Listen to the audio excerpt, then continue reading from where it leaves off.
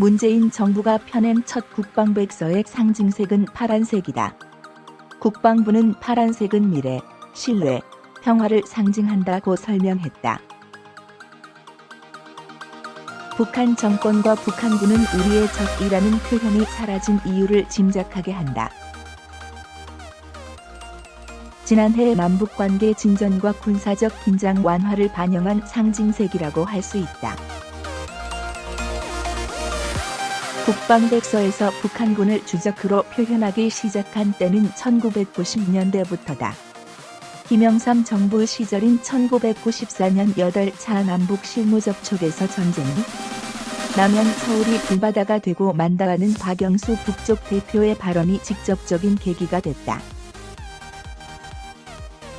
북한군은 주적이란 표현은 2000년까지 유지됐다. 2000년 6.15 남북정상회담이 열린 뒤 2003년 김대중 정부가 펴낸 1998-2002 국방정책에는 주적 관련 언급이 나오지 않는다.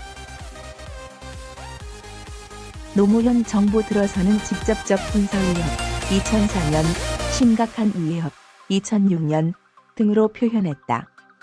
2010년 천안함 침몰과 연평도 포격 사건이 잇따르자 북한군은 우리의 적이라는 표현이 다시 등장했다. 다만 국방백서에 적이라는 표현을 쓰는 게 옳은지 국제적 기준에 맞는지에 대한 논란은 여전할 것으로 전망된다. 북한을 직접적으로 적이라 표현한 대목은 사라졌지만 여전히 대한민국의 주권, 국토, 국민, 재산을 위협하고 침해하는 세력을 우리의 적으로 간주한다는 내용은 남아있다. 국방부 당국자는 국방백서를 발간하는 여러 나라들의 표현을 파악해본 결과 직접적으로 적이라고 표현하는 나라는 없다라며 대부분 위협이라는 표현을 쓴다.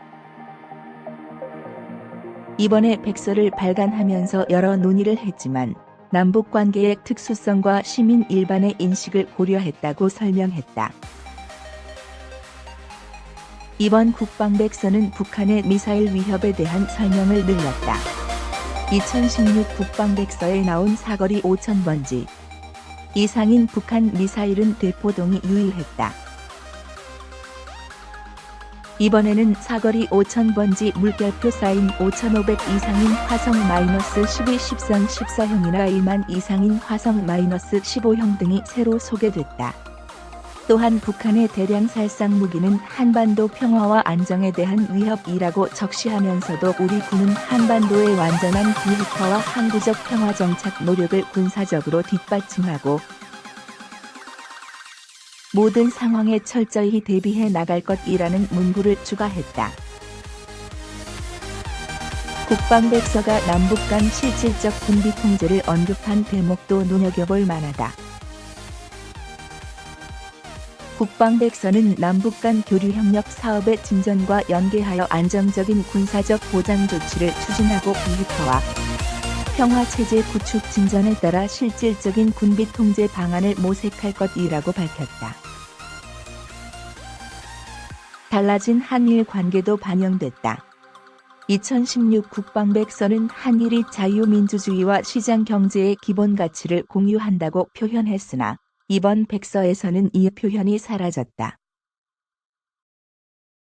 한편 국방백서는 대체복무제 도입 추진을 설명하면서 2018년 6월 28일 헌법재판소는 종교적 신앙 등에 따른 병역과 부자를 위한 대체복무제를 규정하지 않은 병역법은 양심의 자유를 침해하여 헌법에 합치되지 않는다고 결정했다고 서술했다. 헌재가 당시 결정문에서 양심적 병역과 부자에 대한 대체복무제를 규정하지 않은 병역법은 양심의 자유를 침해한다고 밝힌 내용과 달라 헌재의 법적 판단을 왜곡했다는 지적을 받는다. 국방부는 대체복무 대상자를 가리키는 용어를 갑작스럽게 변경하느라 국방백서 공개도 한 주일 늦췄다. 인권의 문제를 여론의 관점으로 좁히면서 빚어진 혼란이 국방백서에 고스란히 들어있다.